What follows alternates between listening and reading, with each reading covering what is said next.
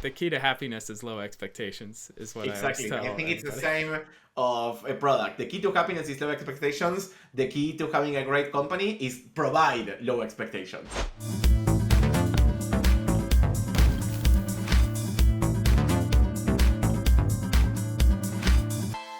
Okay, we're talking about Devin, dinners, and Raycast today. And to kick off on Devin, we had a couple things. You had an interesting article that you saw. I watched like a 40-minute Primeagen video about it. And of course, this thing's been going on for a few months. It's kind of interesting to get an update on where it is. Where do you want to start? Let's start with, do you remember the week when Devin went out? Everybody was blown away. There were a lot of memes about the CEO of Devin winning some math contest. I don't know if you remember that he was a Yes. genius and made doing math out of the blue. And then the week after that, there was a Hacker News video that was showing how the launch video was full of shit and that you can't actually do anything about it. After that, I heard that they worked on improving it, and then I know they recently launched and now people are using it. And yeah, what's your take? So they launched that video, and then everyone was like, it's a lie, it's a scam. How did they raise from these VCs? VCs are stupid. And whenever people just say, this is kind of a whole side note, because Primeagen also went off on the VCs about how dumb they are and all that. This is Founders Fund, which is like Peter Thiel's thing, brilliant engineer.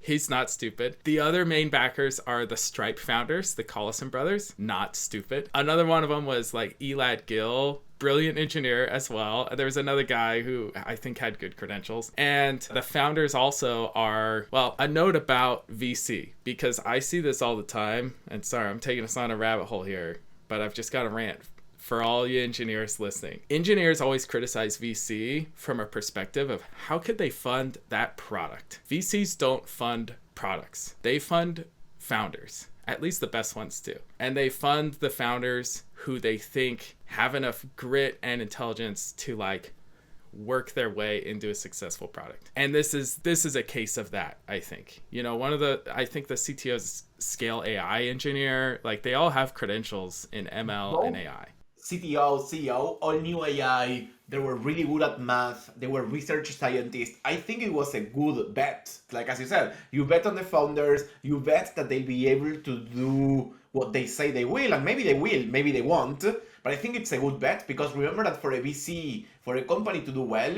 it has to be worth more than 1 or 2 billion. Like, it has to become a unicorn. And for them, if a company is okay-ish, which is like 100 mil, they don't care. So they have to go for big swings, and this was definitely a big swing. This is the biggest swing, and now this brings me into Prime's video. Like, Prime had a great critique, which made me think, oh, I gotta talk about this. Prime had this great critique on, hey, Devin, why are you putting it out there that this is going to just straight up replace software engineers and all that, when instead you could say, this will make all your engineers 10, 20, 30, 40% more effective, more productive. Because any company would pay $500 a month to make their $150,000 to $300,000 a year engineer 20% more productive, right? But I don't think they could have done that in this case because Devin's product is not that. Devin's product idea is it will go on its own and then eventually send a PR so you merge it. And that to me is not really making engineers 20-30% faster. Like in this case, I think the claim they chose was the right one. It's maybe just that the product is not on par with the claim. Yes, they had to put the full vision out there. So I'm actually with you. And I think if you go out the gate saying, we're here to make engineers 20, 30, 40% more productive, you will lose. You won't get the Founders Fund funding. Like Founders Fund led the round, and you won't get all that hype. And it's going to hurt for a few years. Like Devin's going to not hit any of those original claims, but because they set their vision and the bar, they have a shot at actually hitting that. That's totally different. And you think about who were they actually marketing to? They're not marketing to engineers who they want to eventually replace. They're marketing to the VCs, to the people who fund founders and have the biggest vision. I still think that's a mistake. Like, I think they could have done it better. Like, I would pitch this as you don't need to do all of those like shitty and boring bug fixing.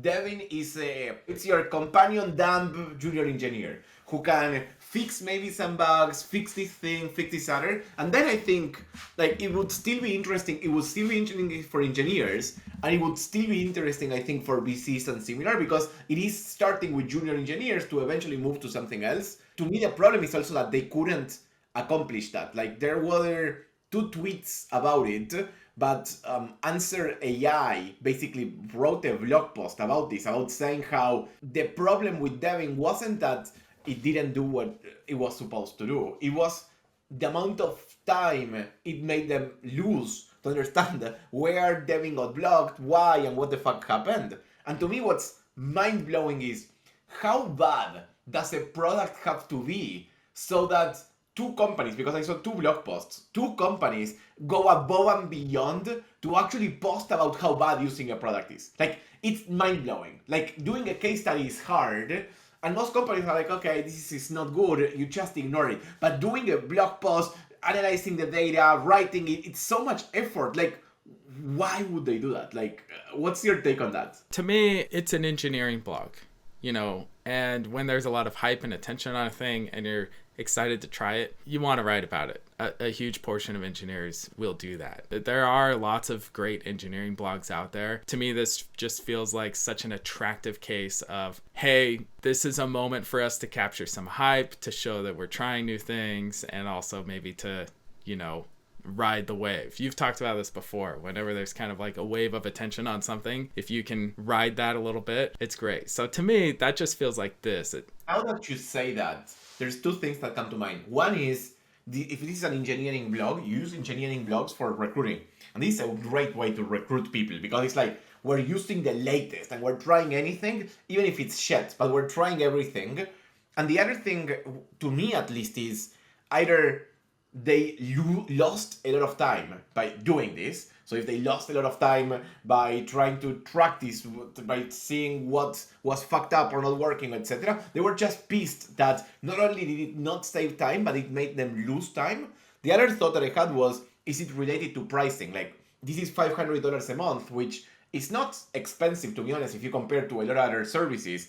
But because it's replacing or giving you this junior engineer, you get the perception that it's more expensive than other services, when actually it's not. It's probably still cheaper than most interns, like summer interns you'd get. Yeah. And it's going to get better over time, you know, at an interesting rate. So let me ask you this. With what we know now, if you were tasked with marketing Devin from the outset, what changes would you make? I would honestly do like a mea culpa blog. I would start with, we're sorry we fucked up.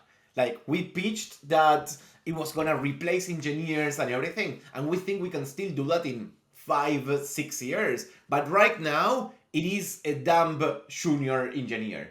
And that's still something that you want to use and something that you need.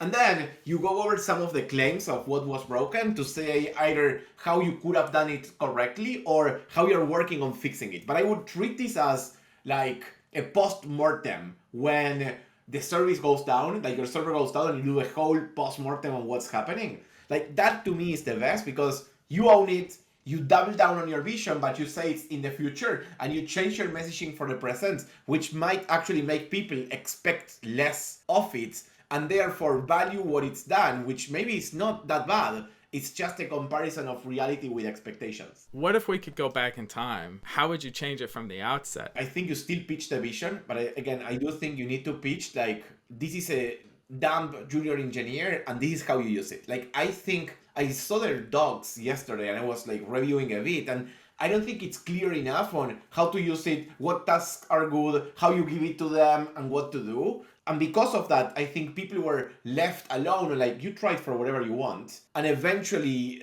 that's what didn't work for them. That's thing one. Thing two was, at least in the blog post, they say that it worked well for 2 cases, 3 cases, but it didn't work at scale. So maybe have they tried it at scale, or like maybe they could have started with smaller companies instead of somebody like this big, or I don't know. What would you have done? I think actually a good model to follow, and maybe people would disagree with this, would be Tesla's self-driving marketing. Because it started as like, okay, we've got advanced dynamic cruise control, we're gonna add lane assist, and the whole time Elon is saying, eventually this car, you're gonna get in it and it's gonna drive you from A to B. And we're not there yet, but they set expectations fairly correctly at the outset of that Tesla marketing, and I think it could do the same. Hey, here's our grand vision. We can replace engineers up to some level, and Devin can be a member of your team.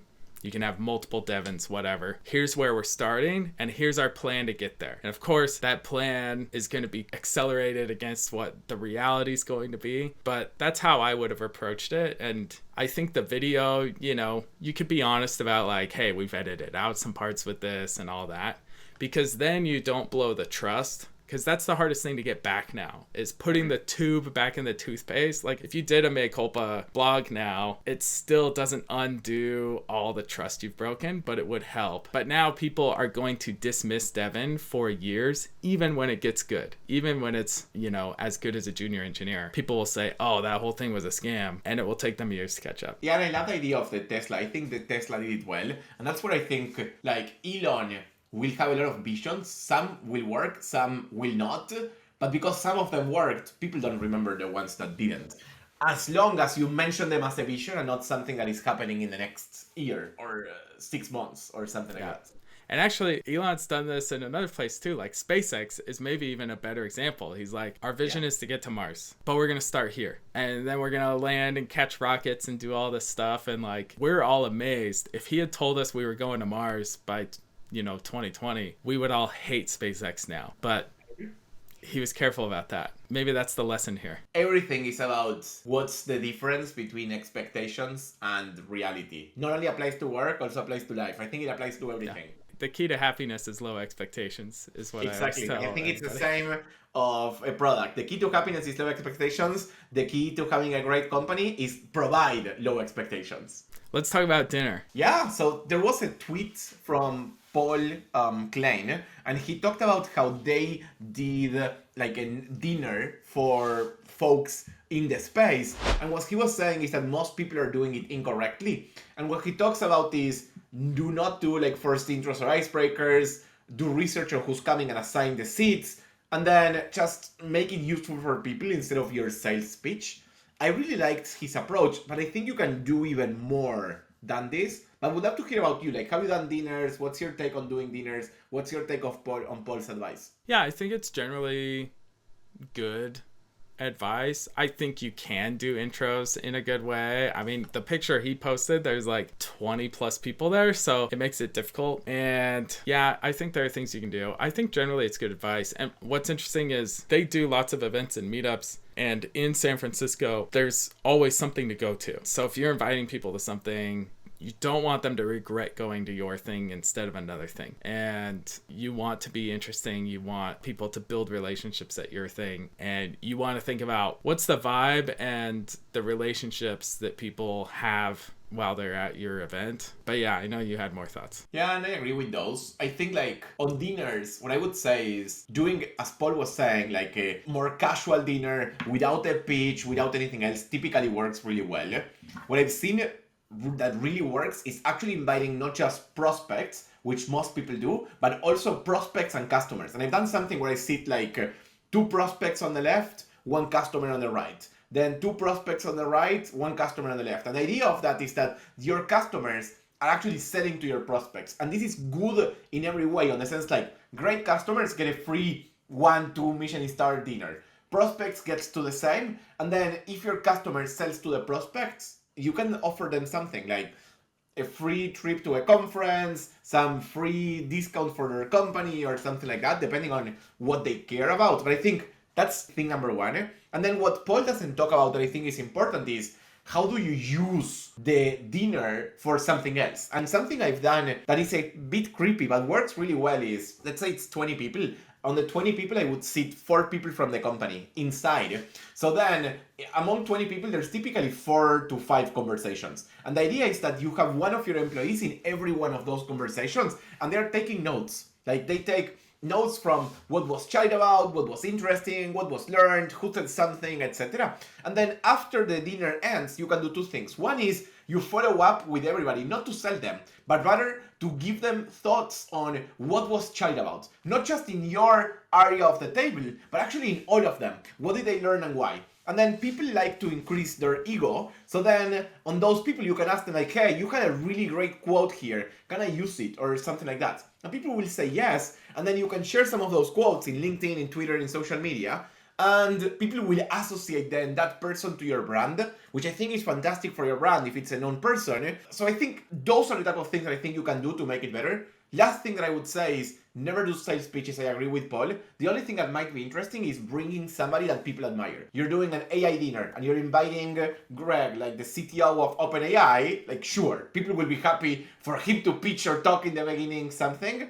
But I think it's a different format. But that's my only rant. It's like people only think about the dinner. People do not think about what extra things they can get from the dinner, like blog posts, like sending summaries, like quotes, etc. And they are equally or actually more important than the dinner itself, just based on the reach you can have. Yeah, the point of the dinner is to build rapport and relationships. So if you don't follow up on that, you've totally blown it. But then I like your points about preparation. So I mean, if I were to put it succinctly, I like bullet lists. So if I thought of this in terms of bullet lists and expanding Paul's, say 1, brief your team, tell them, hey, this is your job. This is where I want you seated, and have a piece of paper out or your phone and take notes and tell people, oh, I'm just taking notes. I thought that was awesome that you said, because then they don't think you're rude and texting or whatever. 2, you can arrange seating. You know the guests that you invited, and you should be able to look them all up, and all your employees should know something interesting about them. And in fact, I like your idea of like out of every 4 or 5 people, there's 1 employee. You should give that employee the assignment of like, hey, find these 4 people and have them sit next to you. Tell them, hey, you 4, you're part of my like little group here. Sit next to me. And this is why I thought you 4 would be interesting to chat together.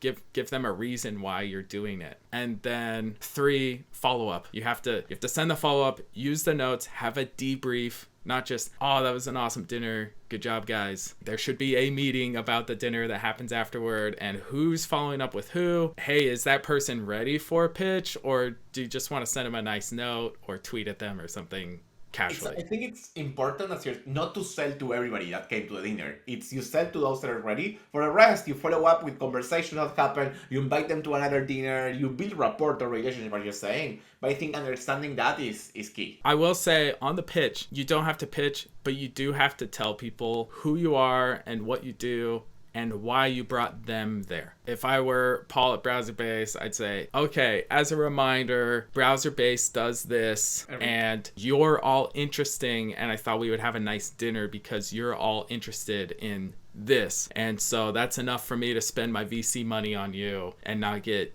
slammed by the board, and that's all I'll say. No pitch. Enjoy, right? And then you seem very magnanimous, and it's not too salesy. So I like that idea. I've never done it like that. How I've done it a lot of times is when I assign these employees in these groups of 4 or 5 people, there's always opportunities to share how you do things or how you operate. In that, you can actually explain a bit of how the company works, just so that people understand your anecdotes. And it is a bit more organic way as part of the conversation to also include what you do and include the topic. Yeah, I like all Let's move to our last topic, which is the Raycast video or ad.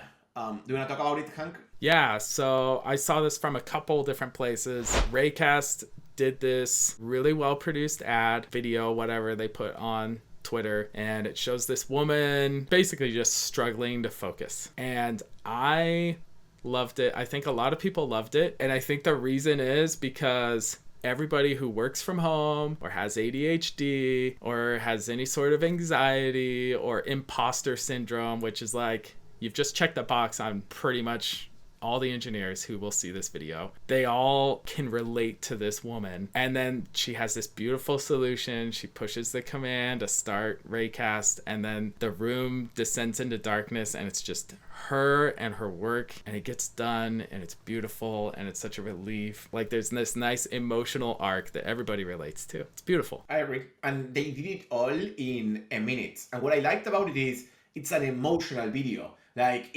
the video works because of empathy. Because this is, holy shit, this is exactly how I feel. I need focus and I can't. So in that sense, I also thought it was fantastic. I do have one critique on it, which was interesting. I loved it so much, actually, that I sent it to a bunch of people. Some of them used Raycast, others didn't. But from a lot of the people that I sent this, their main question was, but wait, how is this different from Do Not Disturb from Mac? The Mac already has a focus mode. And that's true. And that's not explained in the video. So people saw the video, they loved it, and they thought it was a competition or the same as the focus in Apple, which is not the case, because the focus on Apple will disallow notifications from arriving to you, but it will not block apps or websites. What Raycast does is you cannot open the app or you cannot open the website. So it's a lot more. And I think it is a missed opportunity on the sense that they did a fantastic emotional video, people related to it, but then a lot of people discarded it without even looking at the docs just because they thought it was something and it wasn't. So maybe in this case, adding a bit of logic, a bit of the features, which I'm sure they didn't add on purpose, I think would have helped in the end so that more people would have tried it out. Yeah, there's a world they could have incorporated that into the ad. Exactly. If she had tried, the Mac focus mode or whatever it's called. I'm a Windows user, sorry. And that failed for her somehow.